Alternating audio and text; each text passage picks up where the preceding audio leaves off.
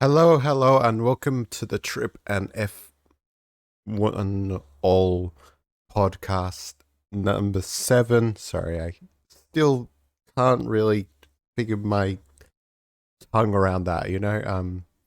Or yeah, I can't quite say it properly.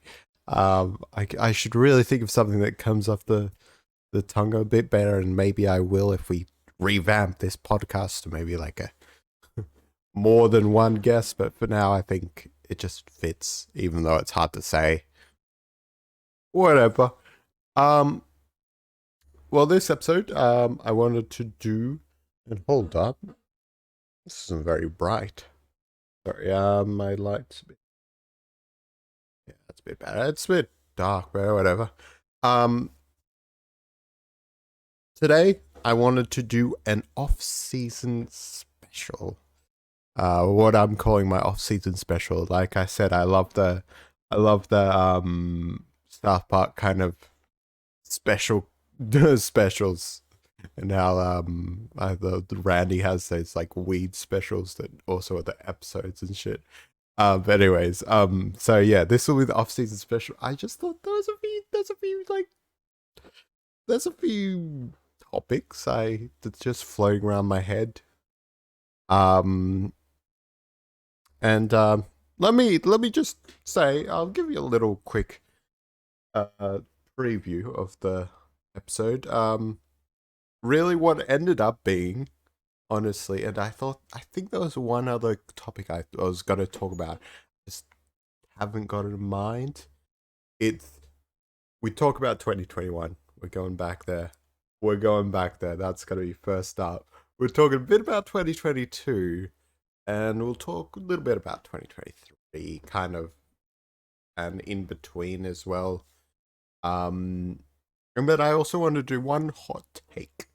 One hot take. A lot of there are going to be a lot of hot takes in this episode. I feel like a lot of people will disagree with some of what I'm saying, but I feel like the last is like purely a hot take. It's just been on my mind. Doesn't really fit in anywhere. But honestly, if I have any other topics, I'll probably do another episode before the season starts. Because goddamn, I miss F1. All right, though. All right, all right. Let me see. This one I've actually got a bit of quite a few notes because I want to be careful with what I say. It's like when like I'm like a celebrity who's had a big PR incident and is like, gotta remember my notes, can't stop it. I've done this a few times where I've had to write things down because like I know if I say it just spontaneously, I'll fuck up. So I've got this all written down just so I have a fairly good idea of what I'm gonna say, and I say it one way that won't get me in the least trouble. I don't know. People will still probably hate me. Um, so yeah, we wanted to talk about 2021, and you guessed it. Abu Dhabi 2021. That is the ultimate, the I was about to say penultimate, the final race, the championship decider. Um, I think you guys know how I feel about this. Being a Red Bull fan and being quite a Lewis hater. I'm sorry. Every time I have like a prediction video or something like that on Idol season, I was like, get rid of Hamilton. I just think it's gonna happen sooner or later. I really think with George Russell coming hot on his heels now in the Mercedes, like how long before George Russell becomes the number one driver, or how long before Lewis feels to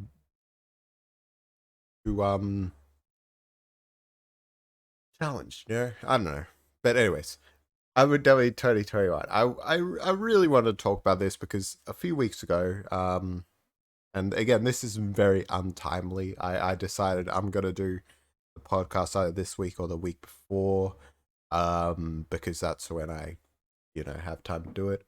Um, but so I'm a bit.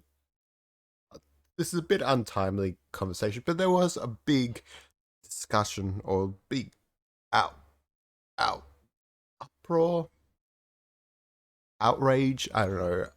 On Twitter. On the anniversary. So I wanted to talk about a few things because I think number one, it honestly, a lot of people are saying Red Bull's cheaters, but if anything, it is the FIA's fault.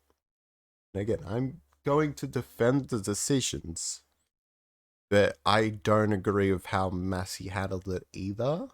I don't think a lot of Red Bull fans, unless they're diehard Red Bull kind of fuck fuck Lewis Hamilton, fuck Mercedes, which I used to be, but I think as I've grown older, I've been at least been able to go, all right, it's not that bad. I mean, it wasn't all domination, those 2 years where Sebastian Vettel could have won. um, at least Nico Rosberg won 2016. Like I've gotten over that dominance kind of thing. So but yeah, honestly, I think that's the one thing people have been not seeing is that Red Red Bull didn't do shit, and I think that's what most of the drivers said in reaction. They're like, they didn't think he cheated. Even George Russell was like unacceptable. Even getting those brownie points of his new team, the R63. Um, it's still, yeah. They all thought, hey, either of them deserved it.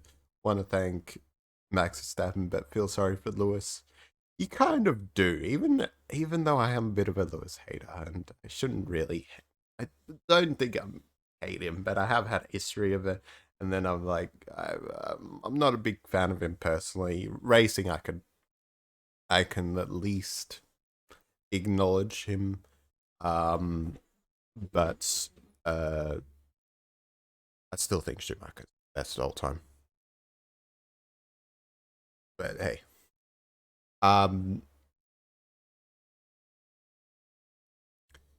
yeah, but yeah, I think that was my first point. Honestly, I think it's really important to look at timeline events, right? I think that's one thing a lot of people forget. Okay, because I mean, the number one thing was before the race, everyone agreed to finish under green flag. I think that was the big thing. Whether that was a safety car restart, and I don't look. What happened wasn't the best decision, but I feel like they would be as disappointed as if it finished under red flag, kind of like the F3 this year, where sorry, there's a situation where my chair feels a bit low for some reason. Anyways, yeah, where it just finished under red flag, and I tuned into that last minute. I didn't watch much of it. I just saw the fucking outrage on Twitter. I was like, what the fuck's going on with F3? Popped it on. Like, whoa, what's going on here? As I see like penalties being deciding the winner. Like, I thought I thought that was more manipulated than say them racing, because as much it was rigged, there was still that element of racing. Lewis could have kept ahead on the last lap. He could have, and he actually came back in multiple times. It wasn't like clear cut fucking the Max Verstappen was going 400 kilometers per hour, and Lewis was only going 300. The tire disadvantage was, you know, yeah, there was it's significant new softs compared to old hards. Yeah, whatever. Um, but I still stand by the fact that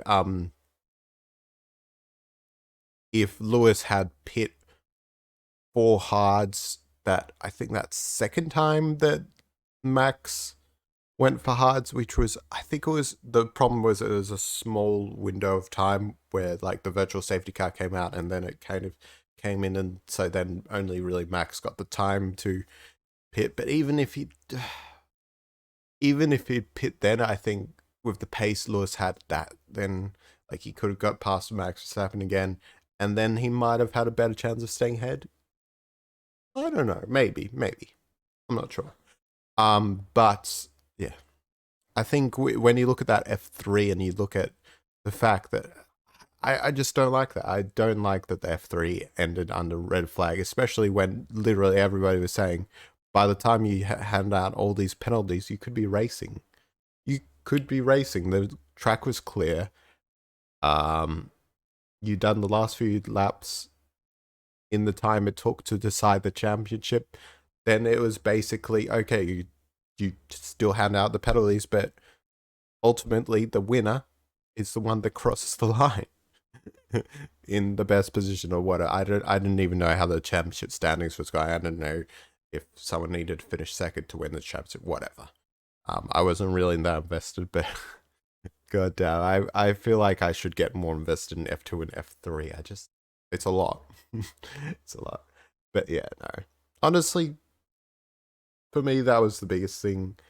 Again, next time our events was start of the race, it was close. That's why I say it could have gone either way depending on the, the circumstance. Obviously, it wouldn't have, if the safety car didn't come out, it would have gone to Lewis. But if, I think once the safety car came out,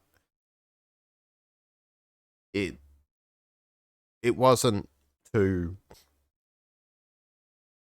uneven because we did have that back and forth kind of at the start, and I think it was only when Lewis Hamilton got ahead. And I still don't know how I feel about the Max Verstappen and Lewis scuffle where Lewis got a few seconds ahead. Like, he didn't give back the advantage, I don't think. At the same time, did Max push him off? Probably was that great. I mean, the stewards decided, hey, you should give advantage back, but and then they said he gave it advantage back. I don't know. But yeah, I think it wasn't like Lewis. I don't think was completely super dominant in that race. I think there had been races where Lewis you couldn't catch him. And of course, Max starting on pole showed you that it wasn't like, oh, Lewis. Like, I think Max having had a better one lap pace, but I could be wrong again. Correct me if I'm wrong, because he may have oh, it sounds so nasally today. I don't know why.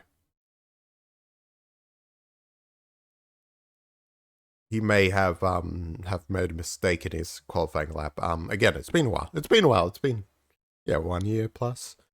I really should have done something like this closer to like the actual incident, but when I remembered everything. But obviously I didn't have this F1 account um last year, or this time last year. Um, so yeah. Obviously there's the Latifi crash.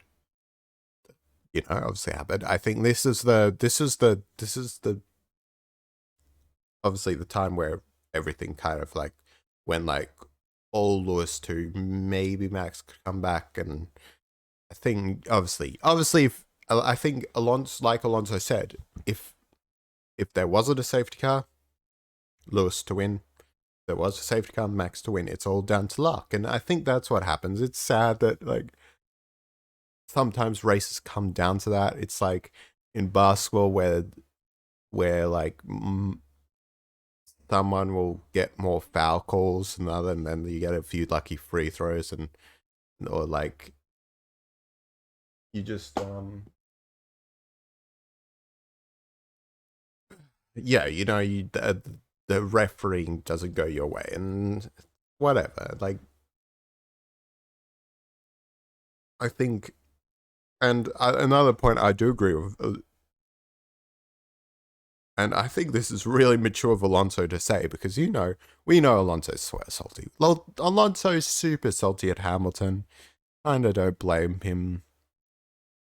Um, I don't think we really got to see what Alonso is truly capable. Like, I don't think he's only a 2-time world champion. He should, maybe he's a 4-time, 5-time. I still think he has a good chance of getting a 3rd world championship if Aston Martin give him what he needs. Maybe he goes to fucking Audi after this and fucking just racing until he's 50. And finally gets their 3rd championship card. No, but he did say, if there's any year that it should be split in half, meaning the trophy, this should be it. 1 half to Max, 1 to Hamilton. They deserve to share it. And, I think that is a good, accurate, description. Whatever.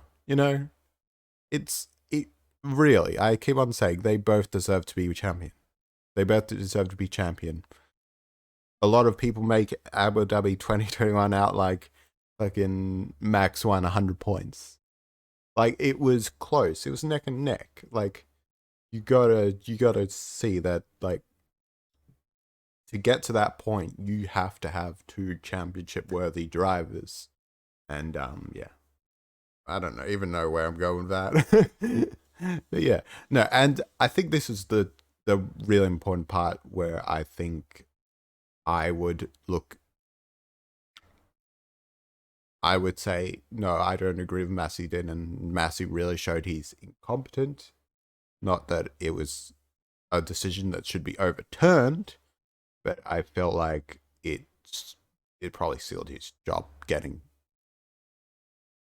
him getting fired, which I agree with. I agree with him getting fired. I don't think they should overturn. I think it just showed that he made a bad decision, and that he's not worthy, he's not competent enough to be in that job, was when he said lap cars will not be allowed to overtake.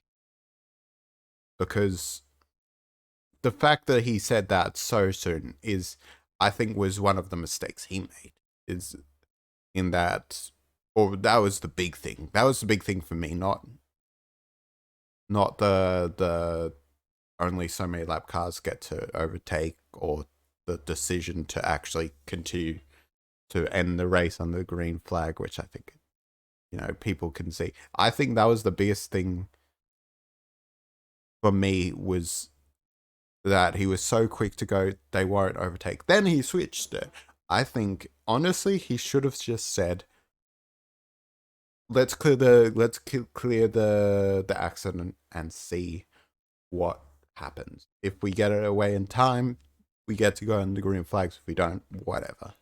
I really think the fact that he flip-flopped really showed a incompetence and the ability to perform under pressure. I mean, I couldn't do it. I'll be freaking out. What do I do? I'm not that same person. But to be the race director in these crucial moments, you need to have that quick thinking. And I think Massey really was not able to keep up. But, I mean, that brings me into the discussion I really want to have with some of the scenarios, because I think people don't realize, I think Max wins in a lot more scenarios after the safety car than he loses. Because, okay, let's look at what happens. He won because he had better tires. Was there a chance that Lewis could have got that position back? Maybe. And again, if he could been put on the hards, right?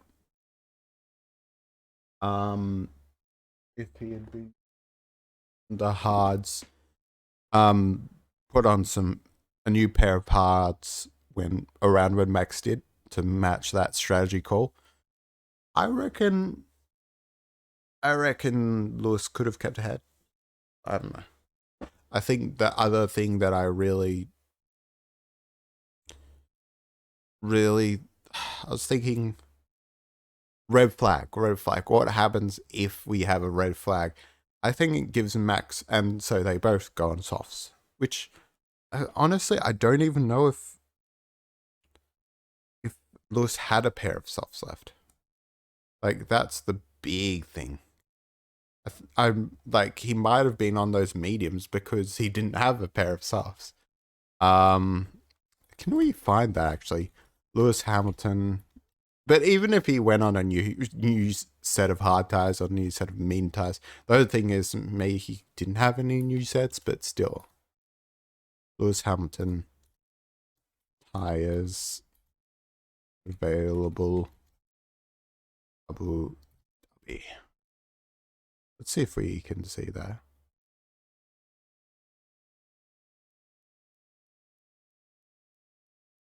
Oh,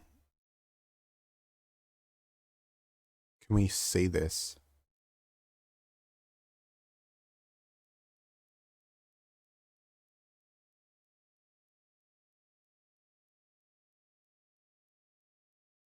There's got to be a graphic out there somewhere. Tires maybe. I'm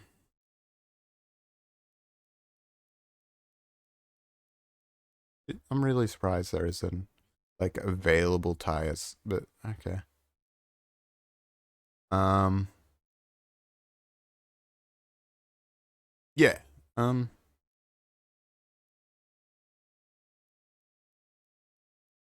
no, okay. So that's a little surprising for me. Um, but yeah, that's probably out there somewhere. But yeah, let's say red flag, they do 3 to 5 laps under a restart. I think honestly, I think Max has a good chance of maybe winning that as well. It's 50-50 really, because again, we did see that close racing, like I said before. It wasn't just Lewis going vroom, it was Lewis going vroom, as soon as he got a comfortable lead. And I think even after like that time where Checo really defended and held Lewis up, that was a bit of a makes me think that maybe Lewis might have had the advantage still. But still, I don't think. I think if you had done a pure like 1 lap pace again, like 3 or 5 laps of 1 lap paces, I think maybe Max would have beat him because he did get pole. But you don't know. I think it would have been great racing. It would have been great racing. I would have been upset if Max lost. I'm not gonna lie. But yeah. I guess the other really scenario you think of the timeline in this scenario is lap cars overtaking. Or is if you put those 5 cars in between Lewis and Max. I think, and that's the one case where I think it'll be the least controversial, right? Like there would still be people complaining about, oh, it's green flag conditions, whatever. The car hadn't been recovered in, or there was still marshals on the track, whatever. I think that's the important thing. That's the safety aspect. I mean, maybe if you look back on that and go, were the marshals off the track? Was there enough time for say, um, to go racing, especially with the lap cars? If all was there time for all lap cars to, go one lap? If you made the decision 1 lap early because you hadn't fucked around with the whole lap cars are able to overtake, all lap cars aren't able to overtake, whatever. But no, if you just been like lap cars are not able to overtake and Massey stuck to that, like that's another really interesting thing where you go, obviously the lap cars probably want to, fight for positions as well, because that was the one thing people were annoyed about. Those were trying to fight for points as well. I mean, it kind of, when you think about it, it's like, okay, you're fighting for points, they're fighting for a championship. Like, come on. Like, I think, I don't know, but it's still like, I think if you waved a blue flag at them, would most of them get out of the way for Max Verstappen? Would Max Verstappen be able to overtake them somewhat easily on those new softs? I reckon maybe. Then you obviously got to think, does he have enough time to then overtake Hamilton? I think it was like a quarter, maybe half of the lap in when he finally overtook Hamilton in that last lap, lap 57, I think. I think he might have. I honestly think he might have been able to overtake all the safe lap cars and then be able to get Hamilton. Again, it's a 50-50. I think, but that's the important thing with all these scenarios to think about is that it's not clear cut that if this scenario didn't happen after the safety car, right? Safety car didn't happen, of course, and Lewis would win, right? And he just did a brilliant job. And I don't know, the car was on fire that weekend. I'll admit that. It was great. Which was annoying for my Red Bull fanboy, fanboy ass. But yeah, there wasn't like one clear scenario. This is the only scenario. This is the 1 in 3 million where you win, like Dr. Strange said. I don't think it's as clear cut. That's my other argument about Abu Dhabi. It's there's a lot of different things that could have happened after that safety car, and there's quite a few where I think Max Verstappen could win, or it could have been 50-50. There's probably like one where it's clear cut. Lewis wins, where it's like, okay, it finishes under safety car conditions, which would be boring. People would be going, ugh, that was such a anticlimactic, Lewis will be happy. All the Lewis fans were happy, but I feel like a lot of people be like, let them race. It's kind of like in Monza, where like Monza this year, where Daniel Ricciardo, when for safety reasons and for the point of the race, there should have been a red flag restart. It was just annoying that it's ended under safety car conditions, honestly. Like, I'm not gonna lie, Max was leading. This is to tell you, this is unbiased. I want to see good racing, right? Max was leading. Max was gonna win that race, and I still wanted a red flag, so we got a little bit more racing. It always sucks when like the last few laps you see them just going around like grandmas. Still not probably going grandmas. They probably go like 100, 200 kilometers per hour. They're still going pretty close. That safety car has to flog it. It's not like they're going like, but still,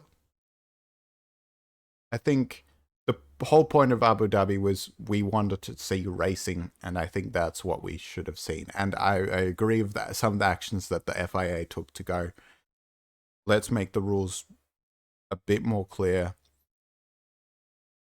Let's obviously fire Massey, because I think Massey should be fired. There's a few people that would like bring Massey back after what happened this year, but honestly, you always got to have a void to fill when I think Charlie Whiting is gone. And yeah, Charlie Whiting, I think, was a great, just a great race director, and like, I don't know too much of him, but I knew he was good. And I think for quite a while you got to have a little bit of a void to fill until you find someone just as good, But I think it would be interesting to kind of know what Charlie Whiting would have done with Abu Dhabi 2021, because I think he would have handled it way better, and I think he would have done some scenario where people finish under green flags, but in a more fair way. I mean, more. I feel like people could poke holes in my argument and be like, so you agree that wasn't fair?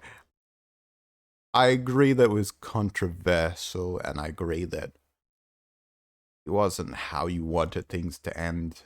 And like, me as a Verstappen fan, I really would have wanted to end in a way that Verstappen doesn't have that asterisk mark. For me, he doesn't have asterisk marks, but for a lot of people, he does have that asterisk mark on his first championship, and then his second, whatever seconds. Seconds he's going to be punished. I think in 2024 we could see a big change because of those wind tunnel, but whatever. I think that's been sorted, and I don't know. We could go the whole debate about 2022 kind of thing, which is, I think, bullshit as well. But anyways, yeah, 2021. I really wanted Max to win it. Not fairly, but with no doubt, so that both sides could go, okay, he deserves it. But I think when that happens, like, anybody's going to be like, hey, blah, blah, did so. Like, a lot of people say, oh, Lewis only won that many because he had the car. And I think honestly, yeah, in a sense, I think if he didn't have that dominant car for quite a few years, he would have been like, and the people would be a bit closer. I think he would have been like maybe a 4-5 time world champion instead of a 7. He's still great. I just think the car helped. And then if you think of the Verstappen winning, they'll be like, oh, I don't know what excuses they would make for Verstappen winning, even if he won in a way that, like, there wasn't all this controversy. But then again, they would probably be like, oh, gifted by Latifi, which people still do say. But anyways, I think I just want to get some thoughts out because I want to put it to bed, and I hope we don't have a whole thing about it next year where everybody's like, oh, blah blah blah, fucking Lewis was robbed. And I think that's the best thing to say. If you want to say Lewis is this is one thing I should say. If you want to say Lewis is robbed, remember don't say it was Red Bull that robbed him, because that is so far from the truth. Red Bull didn't do anything. There's like this, don't fucking go on with the conspiracy theory. There was Horner's fault because, and that's one other thing I should say is that I felt like both sides really acted terribly with the team principals. Like, it really showed that both team principals are like, I'm a Red Bull fan. Horner showed and a bit of drive to survive also made him look like a cunt. Maybe that was just editing, but and then there was Toto as well, doing the tantrums, and like, I think they both interfered. So there was one side obviously saying, oh, let's go racing, one side says, no, don't go racing, which is lying, I think, because it's lying to the fact that he would probably be one of the people that agreed to go racing under green flag, finish the race under green flag before the race, which was, you see how people switch up. I think you need to have a clear, concise kind of opinion. Like, again, that Abu Dhabi shouldn't have ended under green flags. Monza this year shouldn't have been ended under green. Should have ended under green flag. You got to look at both and say both should be green flag, not go, oh, Max Verstappen's leading in this race, or oh, Lewis Hamilton was leading. Okay, no, it shouldn't have. I think, and even in Monza, I think Lewis was still in the contention, I think, for that race if it had gone red flag. So it's like maybe Lewis could won that one. I guess you gotta be unbiased. But anyways, I want to put that to bed, and hopefully we don't have to really talk about it anymore. Let's talk about though 2022, because and let's see how long have I been going? Okay, 34 minutes. Gone a bit over time already. Why's my chest so low?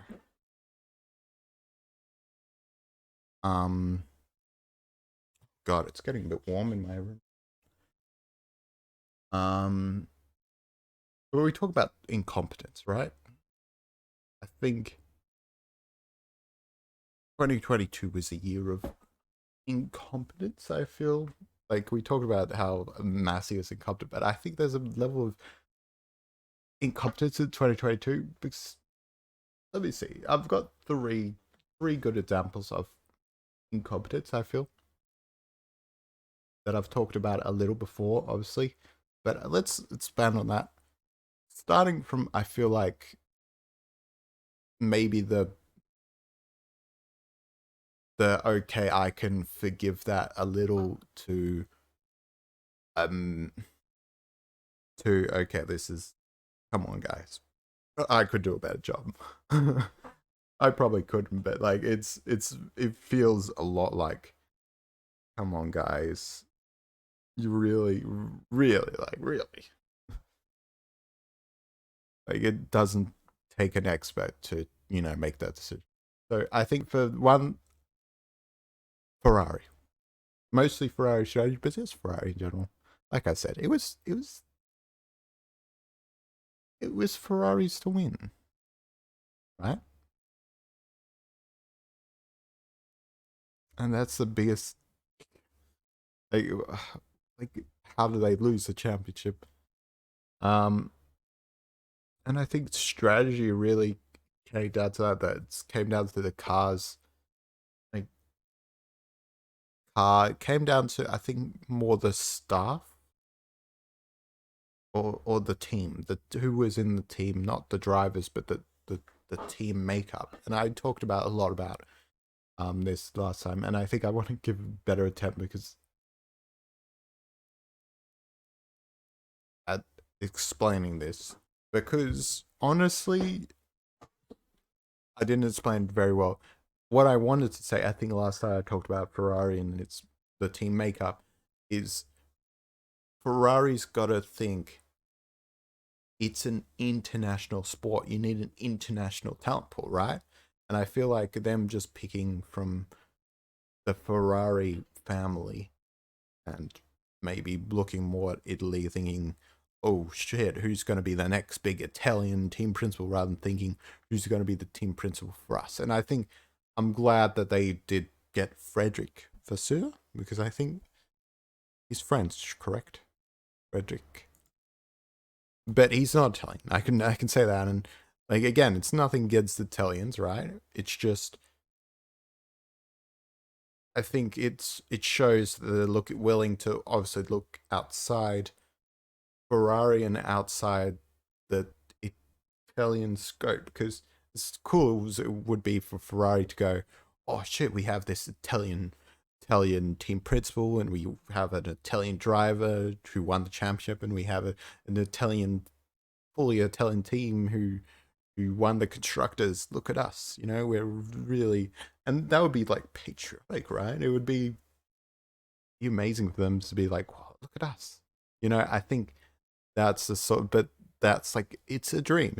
You gotta look at like okay, well, who is good within our family, but do we need to look elsewhere for other people? And I think especially Frederick Vasseur, again, he may have been in Ferrari for a bit, but yeah, again, he is French, so they're not just looking at um they're not just looking at Italian talent, and they need to look at a more diverse talent pool, I think. And I think this is the great like it's great to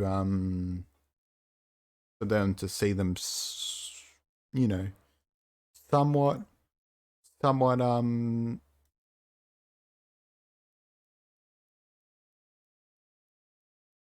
was saying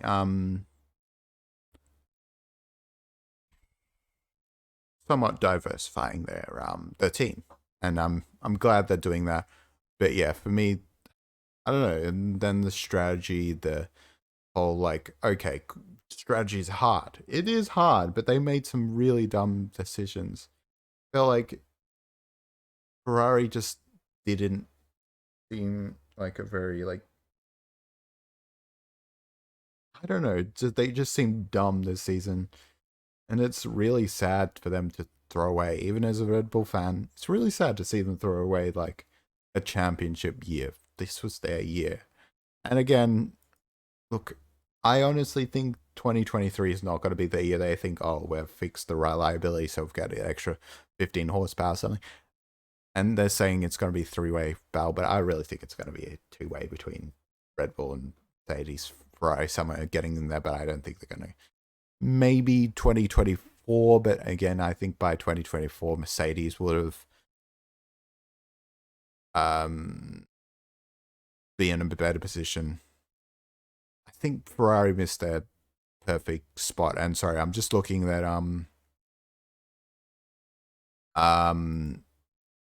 look, Vassell did have some relationship with Nicholas Todd, who I think is the son of Jean Todd, which, yeah, you know. So he did have some Ferrari connection, I think, sort of. And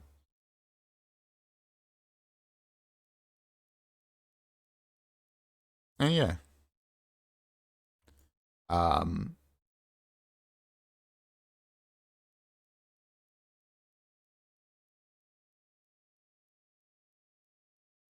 So yeah.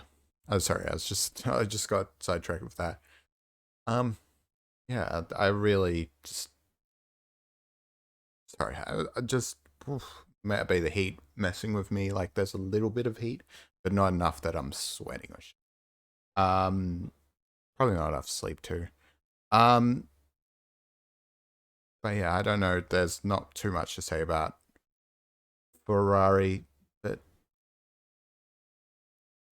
what a shame, really. What a shame. I want to say what a joke, but like again, I'm somewhat okay. Ferrari, it's a hard job. It's a really hard job. So it's that simple. But next I want to talk, which was the medium kind of okay. Maybe there's a point, but I really think they fucked up was Haas and Schumacher. Obviously, I'm a Schumacher defender. I'm a Mick Schumacher defender. I think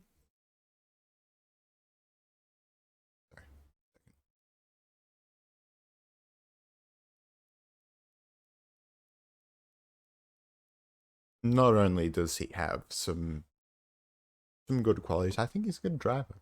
I genuinely think he's a good driver, and I think he showed promise. And I think it's been unfair that like maybe he, by the time he really got comfortable to the car and like was starting to show his second year promise, kind of like that it was when the car got a bit worse. Like if it was the other way around, then it's like I feel like he would have beat, because we saw, obviously we saw Mick Schumacher beating Kevin a lot in the second half of the season. I don't know, whatever people say, oh, but Kevin got a pole and he got into Q3 in Brazil and stuff like that. It's like that was a bad weekend, I think, honestly. I mean, honestly, let's even look at Mick Schumacher right now. Let's look at the comparison. Us, because in maybe those last few races they went a bit closer, but still. Yeah, no, even like apart from USA, Japan, Singapore, there was a few races where he was just slightly beating Kevin Magnussen, but he couldn't have done too much with the car because obviously Haas was really good in the beginning of the season, where like Mick didn't get his self up to speed. And I think that just sucks for me because it's like it's so skewed towards that, where you really think maybe he did a bit better than Kevin Magnussen in the second half, but like he can't have much to show except for Austria, whereas 8-6, and even Great Britain 10-8, whereas that was considerable. But like even when you look at the difference with say 16 and 14, people aren't going to look at that and go, whoa, because like they'll think, oh, both drivers are just doing shit, But that's still a comfortable, beat him. Netherlands 13 ahead of Magnussen and 15. Even 12 in Italy. Monza, I believe. Yeah, he got 12. Kevin Magnussen was 16. Like, you get even Abu Dhabi. He finished his last race 16th head of 70th. Not great, but he was beating him, and there was these opportunities to beat him, whatever. So I think Mick obviously had some promise. I really think Mick has some promise. I think he's really going to show. I think if he gets an opportunity to drive in either Mercedes or Audi, in 2026 or whatever, or Sauber before that, maybe he gets a job in 2024. Like I said, I would love to see like a Mick Schumacher, Guan Yu Zhao kind of lineup, but I think he's probably going to get the boot, even though he probably deserves a seat in F1 too as well. Whatever. But honestly though, here's the one thing I don't get, and I see the one argument you could make about it is that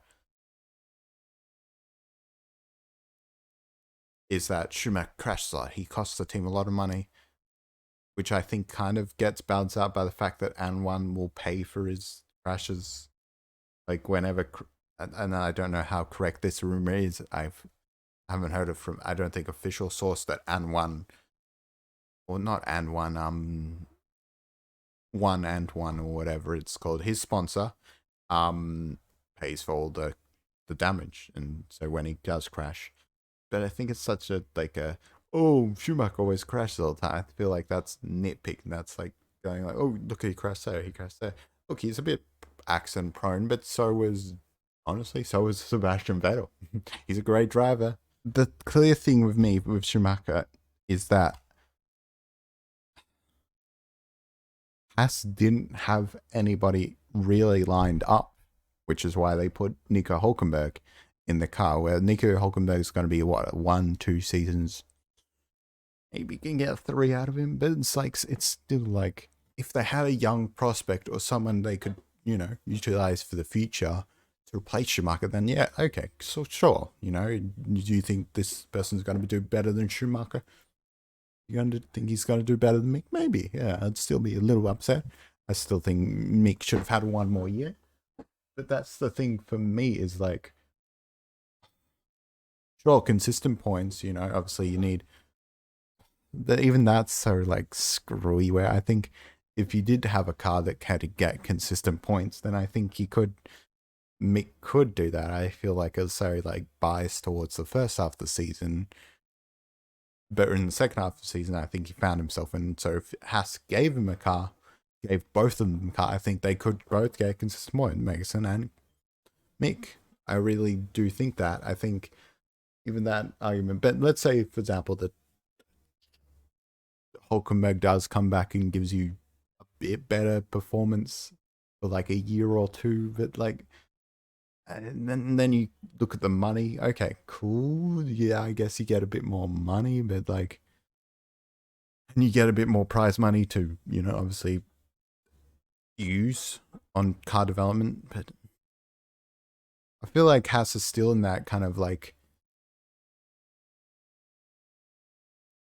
limbo. They're kind of in a limbo where maybe they showed some promise this time, but like next year they, because I did hear the rumor that like they stopped development for next year's car, so maybe they'll be good at the start of this season again, but I don't know how much they will be. Maybe they'll be a bit better than like, they'll be a bit better than what we thought or something. Well, they'll be a bit better than, say, what they ended the constructors in, but I don't think they'll be as good as like what they started 2021 season in.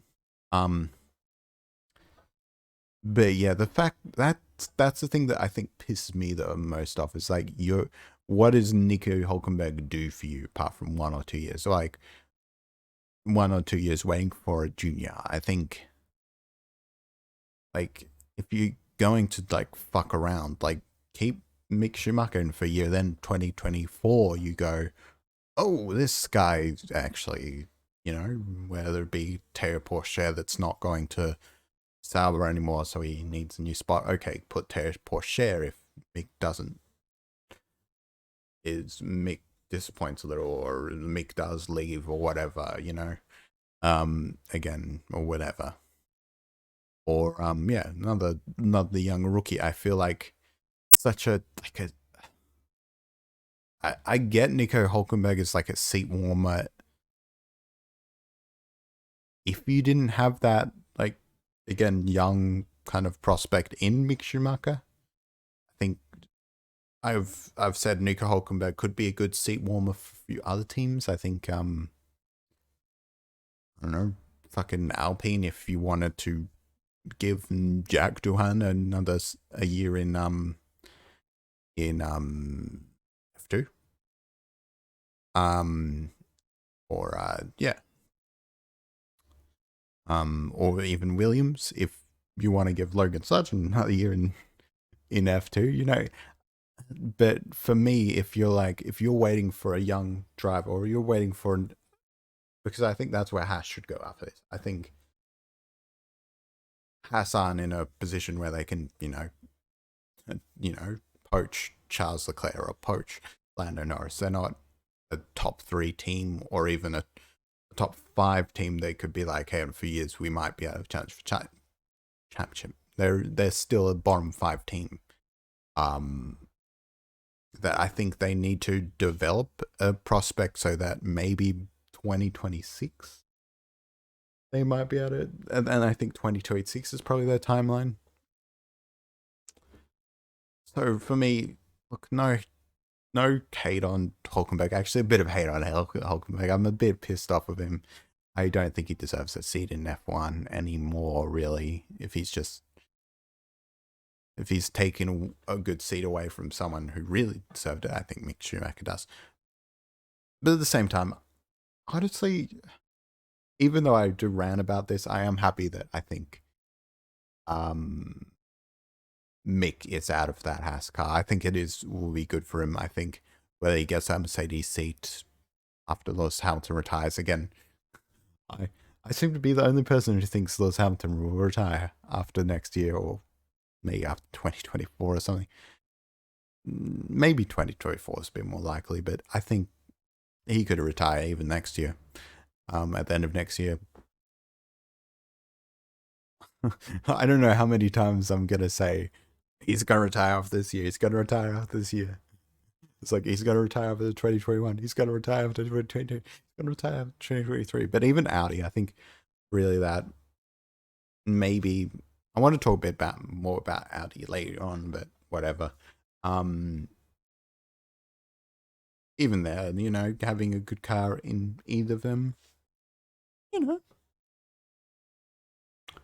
I think that's kind of the ideal, I think, for him right now. And Haas have been, again, I think I think it was either Tomo or Perspective. I can't remember which one, but one of them put out a video of basically how Haas have been the hero and the villain kind of. I didn't watch the video, but I did get a gist of it from the thumbnail and the title, that like they have been sort of that up and down, like, up, Gunter Stein is funny. Down, he's not been so funny this year, and he's kind of pissed people off. Up, obviously, maybe that, coming in here, coming. I don't know where I was going with that, but yeah, no, up, an upside hero type thing is you gave Mick Schumacher a drive. Downside, you gave Mazepin a drive. They've been kind of that love-hate relationship where it's like, I think it's finally, for me, it's like it's more to hate. I think I don't care about Haas anymore, you know. And I think a lot of people, not more me, I don't really care, but a lot of people are disappointed in the fact that I think it's supposed to be this American brand, but it just seems more like a European team. So, like, again, I think a few people will be excited with Andretti coming in because I hope that, or well, people hope that Andretti becomes that American team. Anyways, yeah. Let's talk about Alpine and the final one on this on incompetent, because I think Alpine have been the most clearly incompetent just because look, I get the note the thing that Alpine want. They want to give their drivers some time to develop. They don't want to put them in the big. They don't want to put them in the top team straight away. But the fact that Alpine don't have like even a, we talk about, yeah, Alpine's driver academy, you know. I get that they want to like do kind of like what Red Bull do with like the whole like the whole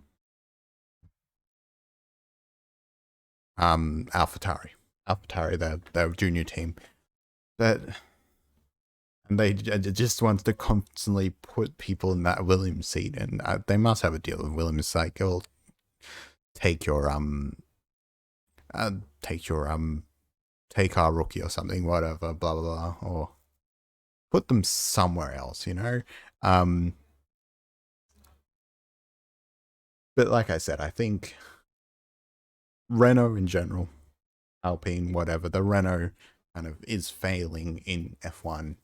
And I think the driver academy, their whole stance on driver academy is why I think kind of they're really failing. Like just the fact that obviously they lost Alonso, Oscar Piastri, and Zhao. Let's not forget Zhao. Like that's not a big blow, but still, they lost so many people in just like one season. I mean, and like I think the really big thing for me I don't like is that now they've got Jack Doohan, a really promising young rookie. Maybe he's going to be bust. You know, he gets into F1. You never know if people like are going to do well. Same with Oscar Piastri. Is he going to do as well? You know, we don't know. Well, I hope that Oscar Piastri and Jack Doohan do well in F1, but you know, still F2 is not a great indicator. It's usually the sign. Like, obviously, if you don't do well in F2, you're not going to do well in F1, but it's not necessarily if you do well in F1, you do well. And if you do well in F2, you do well in F1. It's a different playing field. But I think even with the fact that they're like, okay, let's put Jack Doohan, let's make Jack Doohan wait. I feel like that was the big thing that they could have, they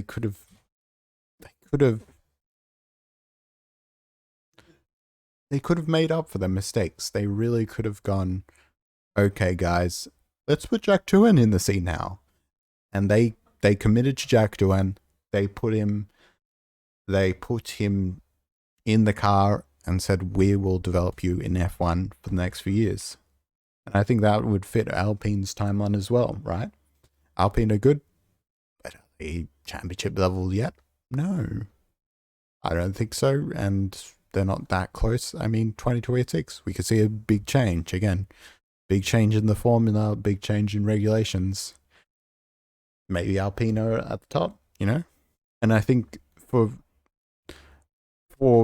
Alpine to go to put Gasly, then Ocon, it's like a like, which is mid.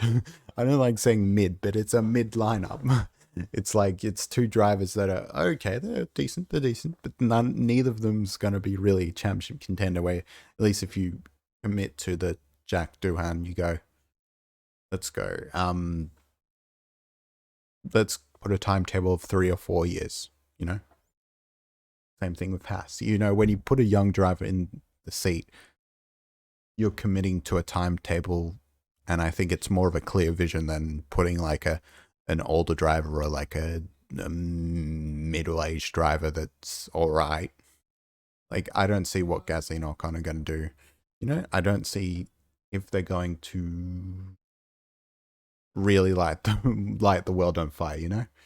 And the fact that Alpine will constantly go, oh, these young people are so unloyal. I get that a little. Even in, today in the job industry, just regular job industry, whether it be IT or whatever, not just racing at high levels. But there is an element of that. Yeah, sure, young people do move around a lot more than people used to do, which I think is it isn't necessarily negative, but obviously a little bit of less loyalty, which I think you also see in maybe even sports like the NBA, where people are less likely to spend the whole career of one team. But I think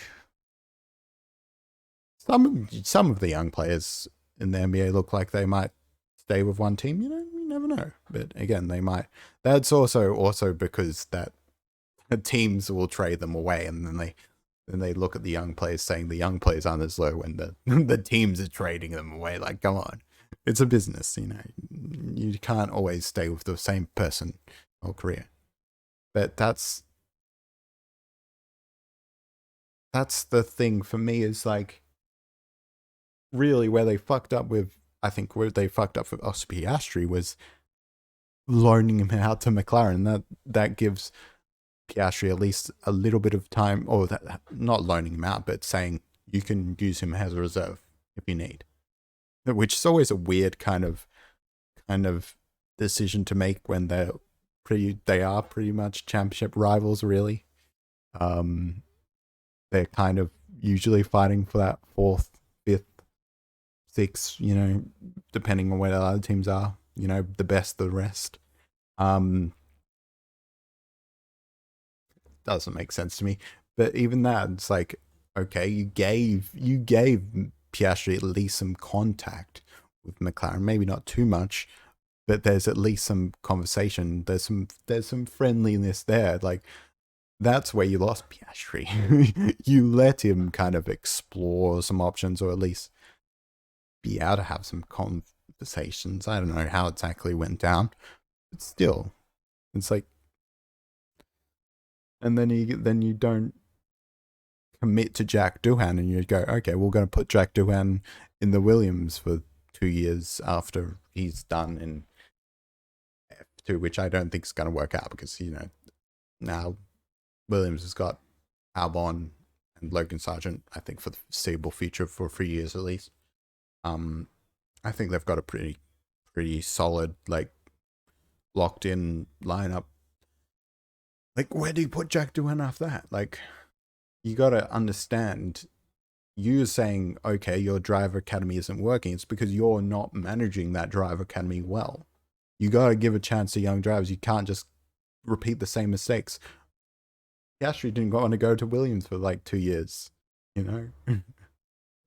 Fucking George Russell barely got through like a few years of Williams. He was pretty pissed off that he wasn't getting a shot, especially after 2020, where like he showed that he was better than Bottas even then.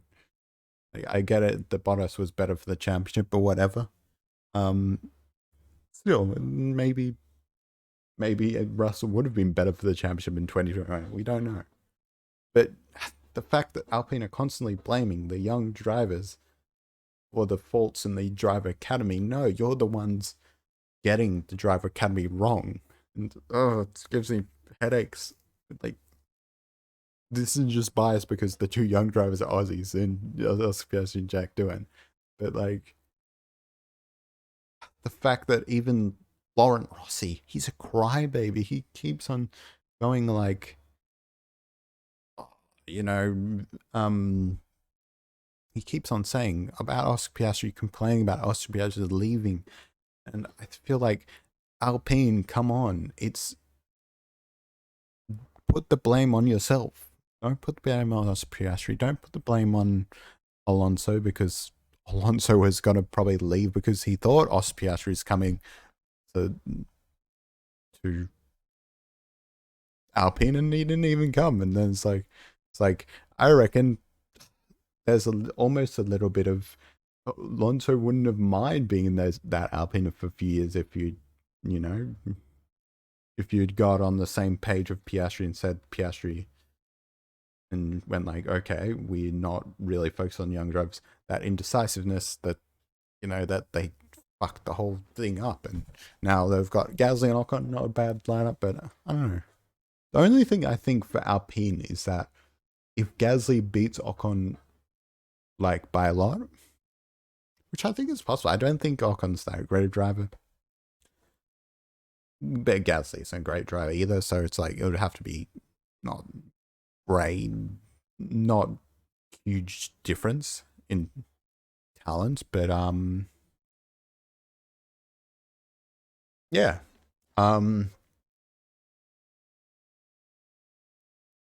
Yeah, I mean, honestly, I'm just I'm just angry. I'm fueled with rage. This is the rage special.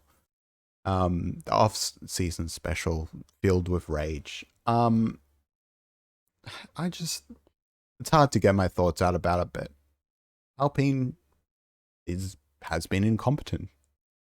And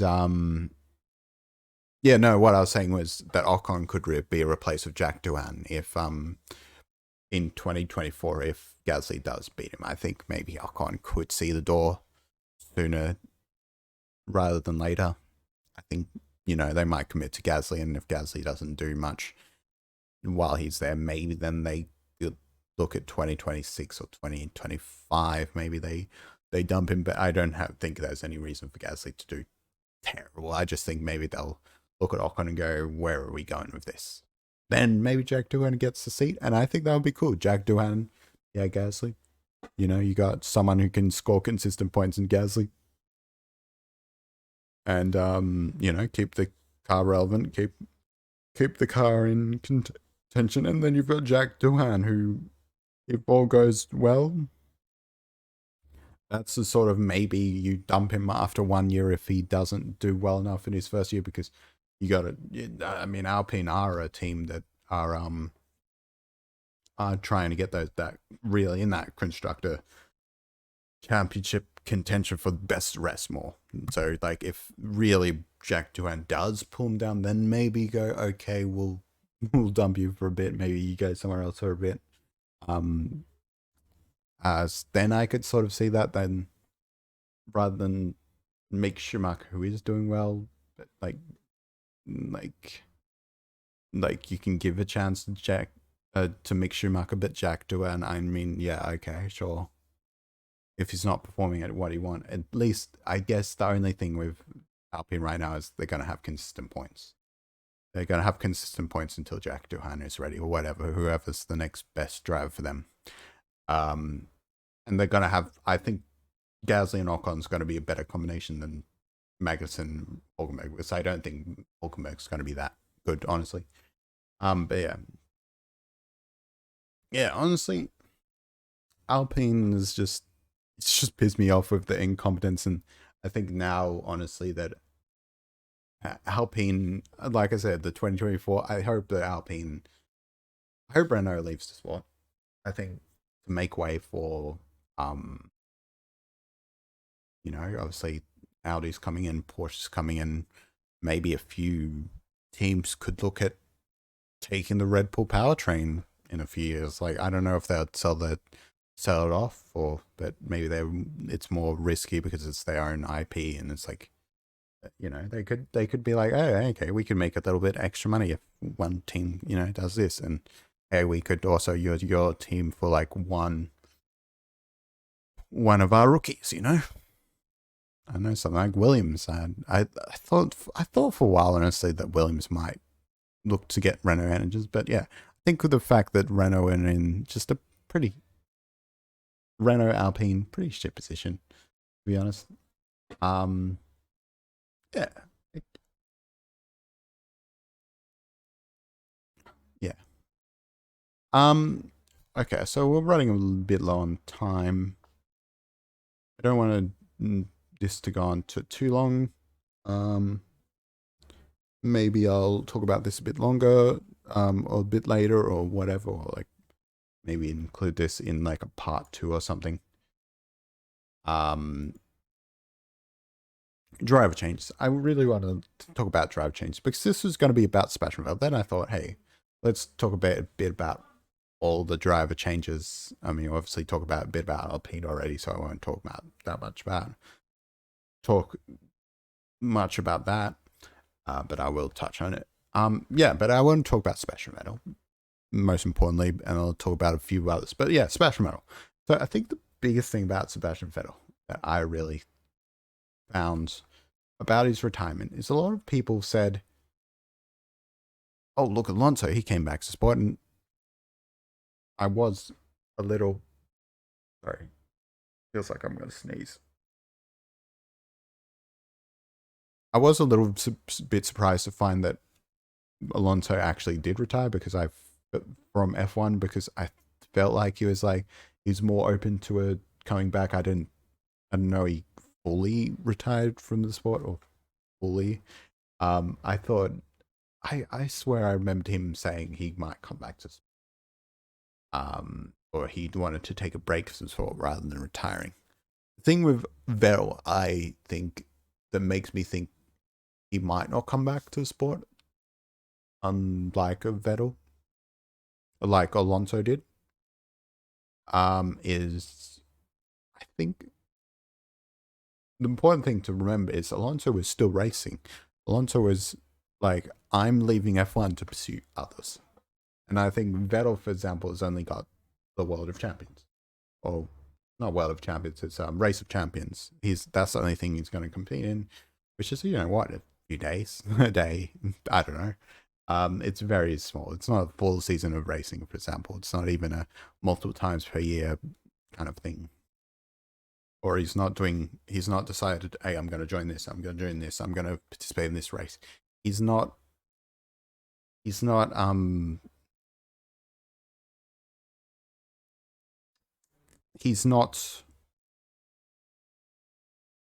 what's the word?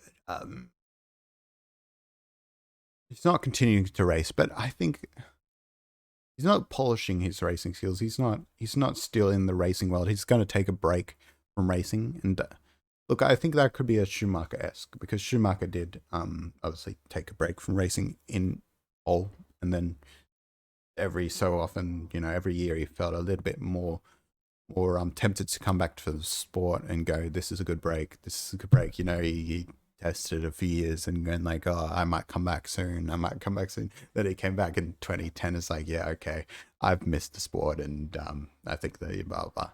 I think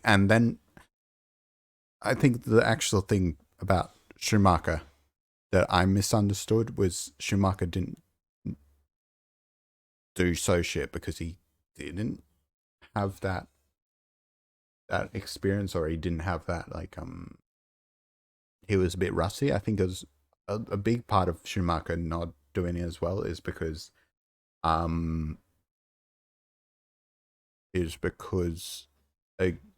mean, for 2010 it was a Brawn that was basically Brawn car that was underdeveloped. I think they ran out of money at the end of 2009. So and then by the time they stepped in, they couldn't really do much with the car, blah blah. So it's like it was an underpowered 2009 Brawn that they, one, didn't have any input on, and two, that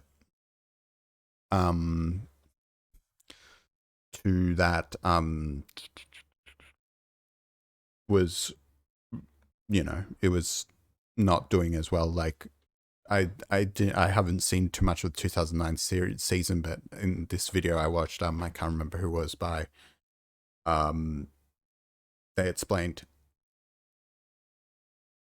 that it wasn't the best car anymore, and Button only just hung on to the championship kind of thing. So 2010 was meh.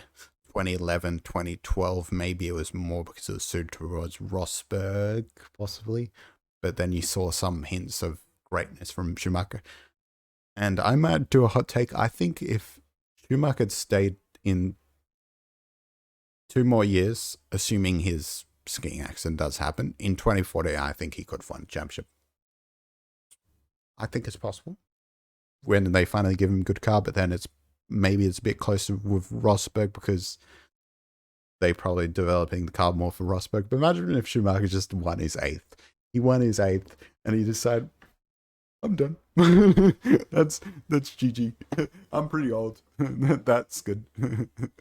Just walked out of the sport. I feel like Schumacher's legacy would be so much better, so much greater. But obviously, then you wouldn't have Lewis in the Mercedes, which also means that, or maybe you have Lewis in the Mercedes next year. But even then, if Schumacher wins 8, I feel like you got a better shot of Schumacher being seen as the greatest all time, no matter what Lewis,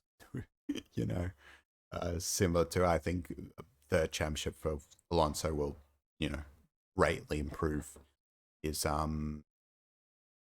basically, I think in while he's still older, or even fourth, that would be, crazy getting a championship this late in his career. But yeah, no, I think that's what I was saying. Alonso was still, I think the run of reasons Alonso is still good, but no, the fact that Alonso wanted to come back as he was still in the racing sphere. He was still racing, and then when the opportunity came in F1, yeah, I think with Vettel, he could go either way. He could go for a Schumacher-esque, like, okay, I'm actually, I can't wait to get back in the sport, come back in like 2025, 2026, but he'll be a bit older, like, but maybe he'll have a Alonso-esque, I'm still decent, but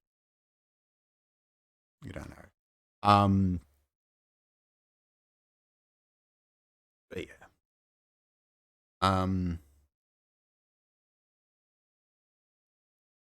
yeah. That's probably one of my reasons why I'd say Vettel, I'm not too confident on him coming back, not too confident on him doing an Alonso kind of move. And it would be, even if he did come back, it would be more comparable to Schumacher. I think Schumacher come back. But we'll see. And I think he could very much come into the same, same obstacles that Schumacher did with his comeback.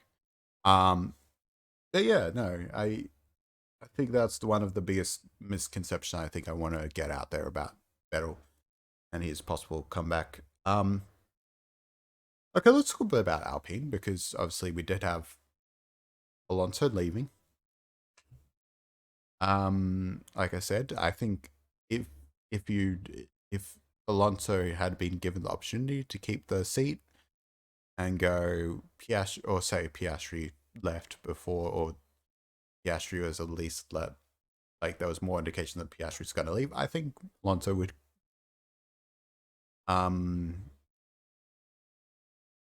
be happy to retain that seat, and I think he has a better shot of winning than in Aston Martin. But Aston Martin confuses me because they look like they're going to be good, then they're not good, and then, like, for example, like, you think they would go further up the standings this year, or 2022, but they actually dropped a bit lower than their 21. It's like, are they going to be good this year? Are they not going to be? The testing, they did seem all right, and they improved through 2022. It's like, I still don't see Aston Martin in their proving in their 5 years. So their 5-year goal, I don't think they're going to be a championship contender in 2025. I don't know. I could be wrong. I don't know what to think anymore with Aston Martin. I really don't. So yeah, you have Alonso, but obviously more we're talking about Alpine. I've said this a few times. Gasly, Ocon, the mid lineup. What do you do? What's that really do other than consistent points? Saving for the future while having a somewhat competitive lineup? Yeah, sure, I guess. I can see that, but I think Alpine needed to take a risk, and I think even Mick Schumacher said goodbye to Jack Doohan. Or you maybe said, okay, well, Jack Doohan will give you a seat later on or whatever. Yada yada yada, blah blah blah. Perhaps you had Jack Doohan and Mick Schumacher in the future. That'd be cool, considering that Doohan and Schumacher were actually they sort of grew up together. Michael and Mick Doohan were quite tight, apparently, which is a surprisingly like wholesome like thing to find out about two of the best of each championships. Like, you know, I really wonder how they became friends. Like, did they just be like, "You're great, I'm great," like fucking bring it in, man? Did the two muscle with team, they've got each other kind of like sort of like that. I don't know, but like two people. Anyways, I'm cringe. Um, then maybe I think even Mick would be a decent like pick. I think for Alpine, it's like you take a risk with Mick, but it's also a risk that could be off. I think they've gone for a very safe, risk-free, but I think there's a lower reward. There's a low chance for like big reward, low chance of like Gasly isn't going to come into that car and stink it up or something.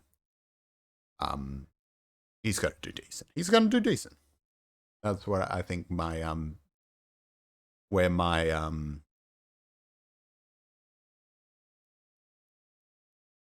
expectation of it comes from, and I think it's going to be a fairly like average of the mill.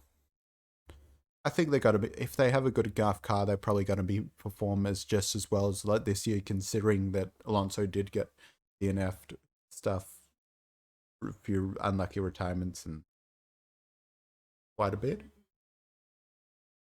But yeah, um, Alpine.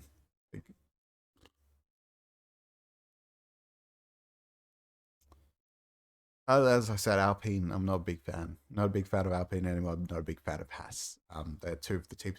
But when you really think about it, every team has something shit about them. Like, there's no other really team that maybe like Alfa Romeo.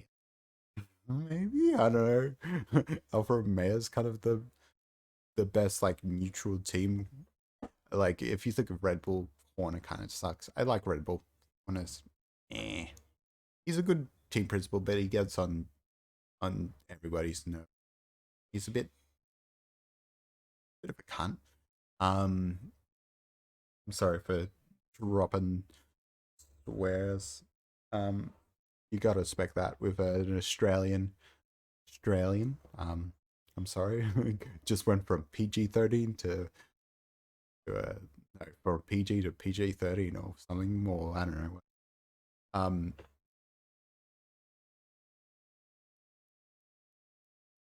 Mercedes, Toto, yeah, or Lewis Hamilton, yeah.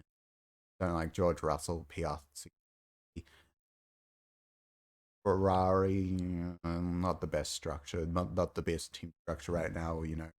Look at Alpine and how they've fucking done the young drivers.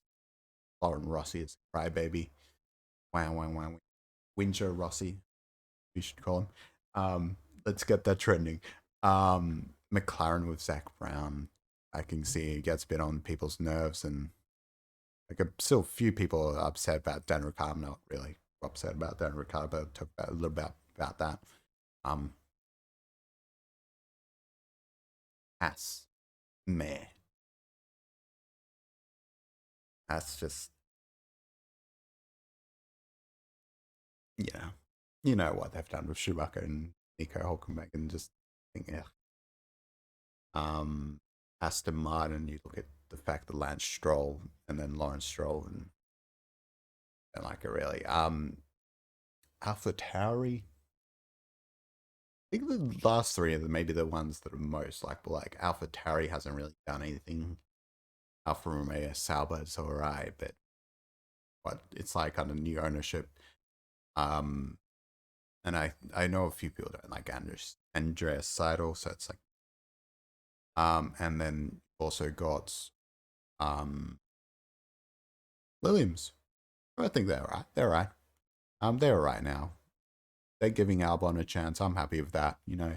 I'm happy that Albon's finally getting a seat, and I'm just really hyped to see what Albon can do in the future. And hopefully, they give Albon a good car, because I wouldn't mind Albon winning World Championship with Williams.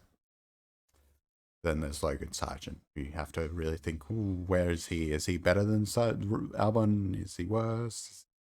Is he going to cause some friction? It's hard to tell.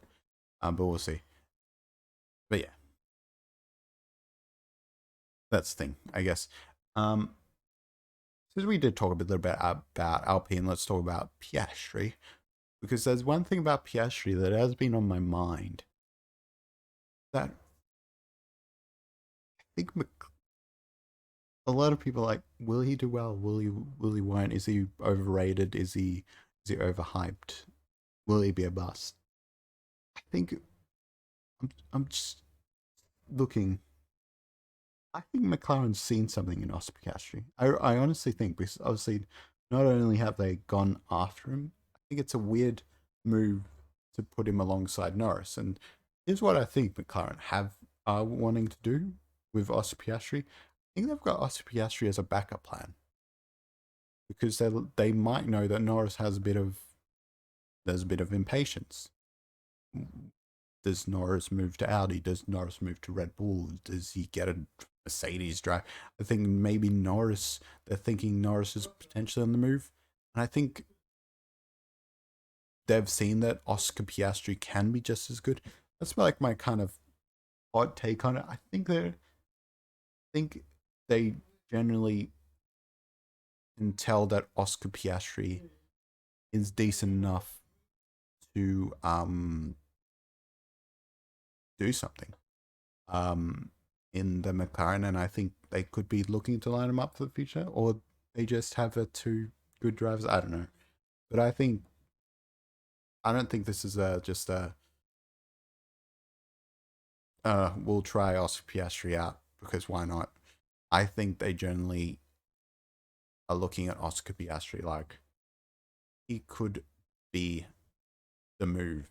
He could be perhaps better than Norris. He could be, he could be a good, reliable person when Norris leaves. That's the one thing that I think with Piastri is making me think maybe he could be decent. Maybe it's just an experiment. Maybe they don't have anything better until they can get one of their drivers in from. I don't know. Maybe it's the best option they had, really, because they couldn't keep on with Ricardo. Speaking of Ricardo, I'll just go over him real quick. Yeah, like I said with Ricardo,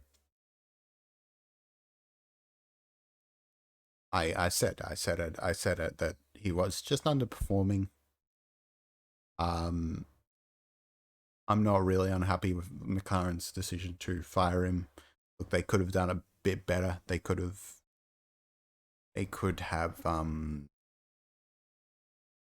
done it in a better way, but at the end of the day, I think Daniel Ricciardo is not a good driver for McLaren, and I really hope he uses this year, like I said before,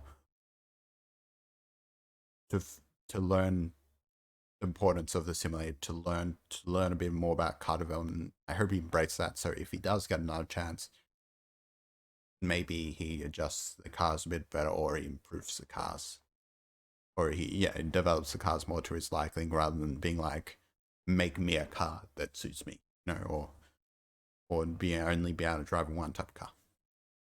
But yeah, now Ricciardo moving to Red Bull.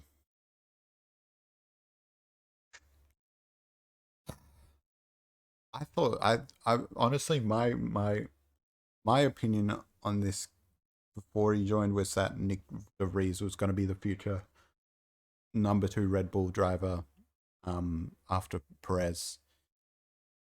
Now that makes it a bit more complicated where it's like maybe they have to decide, okay, Nick DeVries is our plan. If he doesn't perform, then we put Ricardo in that car. I don't think Ricardo is going to be like fully up to speed. I think he's lost a bit. He's a bit he's a bit out of shape. He's a bit he's not in his prime anymore. Like think I think he wouldn't be driving like even 2018 Red Bull. Ricardo, I don't know. Maybe he comes back and does well and is challenging Verstappen for the championship in Red Bull, which would be a problem. But even then, I don't think he's on prime Ricardo's even on the level of prime Verstappen. So maybe he's a bit better than Perez. I don't understand people when they say, "Oh yeah, put him in the car at least 2024," even so, like put him in the car as soon as you can, because I think Perez still's got a few years. I think it's 2025. Maybe you move on from Perez. Yeah, difference, but whatever. Maybe even 2026. I think Perez has still got a few good years of him, and like I think you can utilize him for a few years before you either decide to go part ways with him or he retires. Eventually, he's going to retire. In the next few years, I could see him, saying, you know what, I've done what I can. I've challenged for the championship. I've won some races. I've had a good time with Red Bull. I'm done. But yeah, let's also speak about the other reserve driver. Is Mick Schumacher in the Mercedes? I've talked a bit about a Haas, and I've gone all detailed that, blah blah. I think it's a good thing that he's going to be in the Mercedes. But honestly, like I said before, with Mick Schumacher, I really think he could be next in line for that Mercedes if Lewis retires after 2023. I think he could. Maybe he keeps on going. It would maybe be in very Lewis fashion for him to keep on going, but I think it's also very Lewis fashion to go, I'm done, because he has said he's said quite a few years in a row that it's like, I'm done with the sport. I'm not coming back. This is bullshit.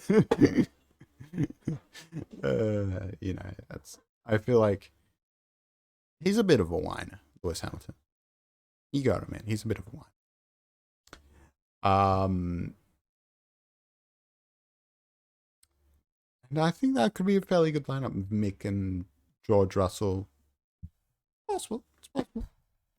I think with Audi as well, that could be an interesting. Like a lot of people think he's going to go to Audi because of that. I think in even 2024 they dumped Zhao, which would be a shame because I'd love to see Zhao in F1. I think he could be a really good second driver, like for example, to Mick or to one of the top teams, whoever's in the top team. I think he's that I can already see Zhao as that solid number two, kind of that he's that archetype, I think, of driver.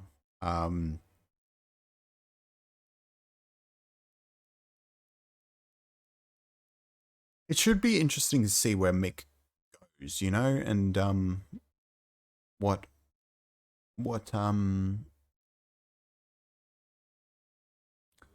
what direction his career takes. Is this the last we've seen of Mick Schumacher? Probably not. Could it be? So yeah, were there any really other driver changes?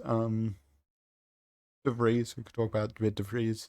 I think I wasn't too big on De Vries until he showed up in that fucking in that what was he driving? Was he he was driving the Williams. Yeah, in the place of Albon. To match Albon in his first one race. Give him a seat. And I'm glad he got a seat. I really think I'm on the De Vries bandwagon. And it should be interesting. I think it should be interesting to see, will he get that Red Bull seat in a few years' time? I think he'll beat Yuki. He'll definitely beat Yuki. And then I think that seals Yuki's fate. I think this is Yuki's last year. Really hoping to see probably My favorite would be Awasa, to see Awasa in one, I reckon. Hague is alright. Is it Hadjar? There's obviously now you've got Enzo Fittipaldi and one other guy, I think F3 guy. Can't remember. Not Martins. But yeah, should be interesting to see that. I also wanted to really quickly talk about and Andreas Seidel, that move. I think the one thing to take away from that move, there seems to be of a lot of emphasis placed on Audi that they're gonna do good. I can see why and Andreas why Seidel moved to Audi to, because now he's the CEO, right? Of course. And I think that's a really like business opportunity, you being the CEO of well, in 2 years, 3 years, 3 years time, being the CEO of such a big brand like Audi, of Audi racing, F1 racing, not obviously Audi in general, but Audi F1 racing team. I think that's probably brilliant. But I think one of the things that I'm really looking at right now is a lot of people looking at Audi, the drivers, team principals, obviously Saudi's title, as like Audi's like a given to do well. And I think let's look back at like when Honda came into the sport. Maybe that was because they didn't have a good pairing with McLaren. But you got to think, even Honda being such a dominant engine in the past, came back, didn't do well. I think you got to look at that at Audi. It's like, okay, in 2026, Audi comes as what? They're not going to do well straight away. But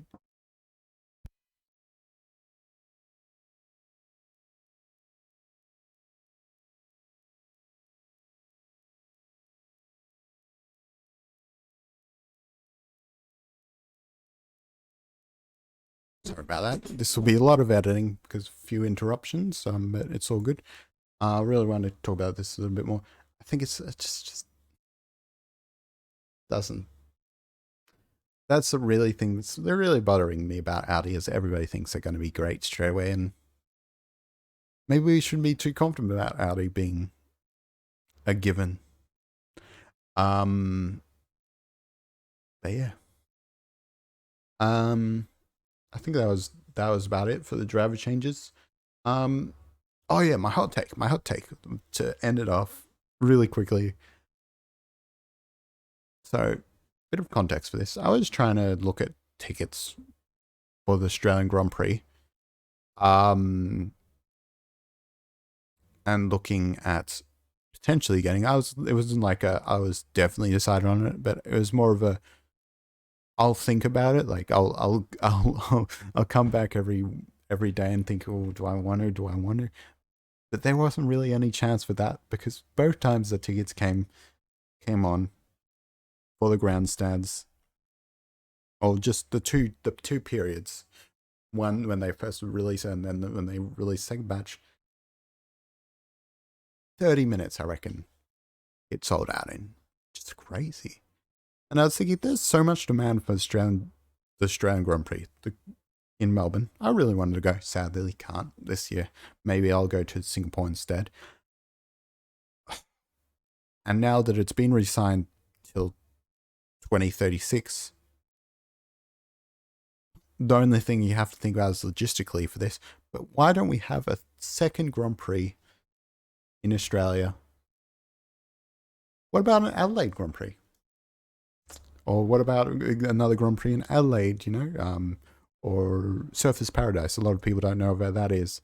But it's just a bit North Australia, a real it's almost like our Miami, It's like our Miami or our tourist hotspot.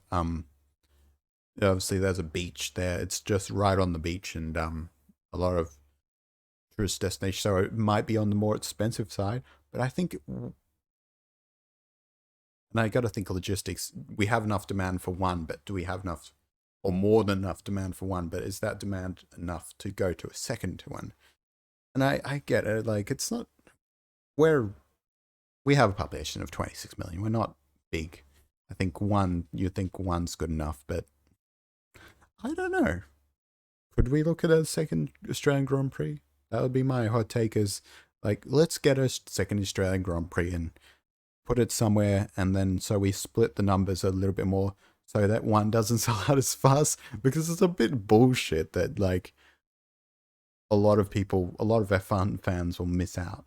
Like, where do all these tickets go? They must go to bots that, like, buy them for, like, giveaways or some shit.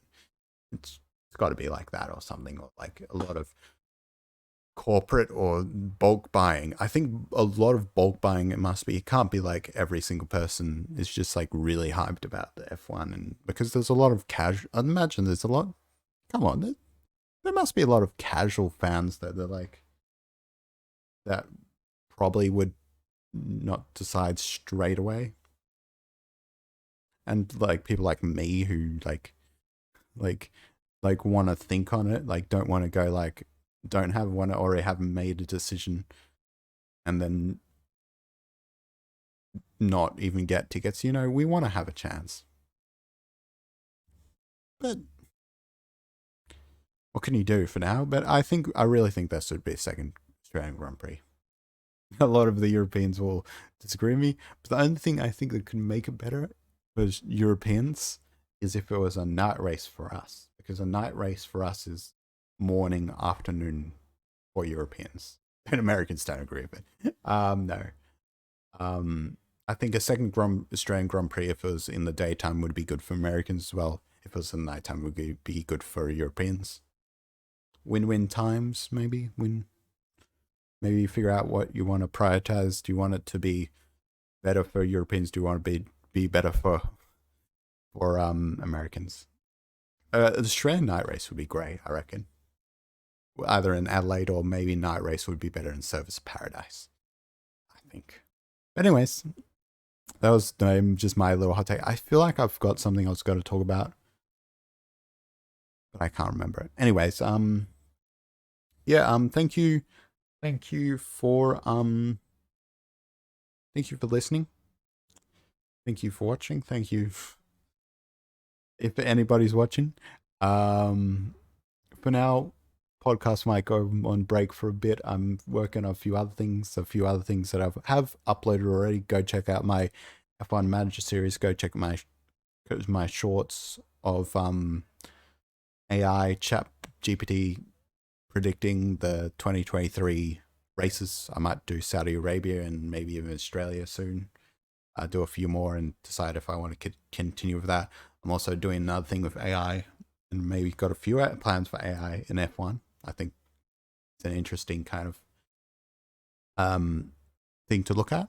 And yeah, more F1 Manager. We shall see, and maybe we'll come back to podcasts either if I have a few things to discuss, or I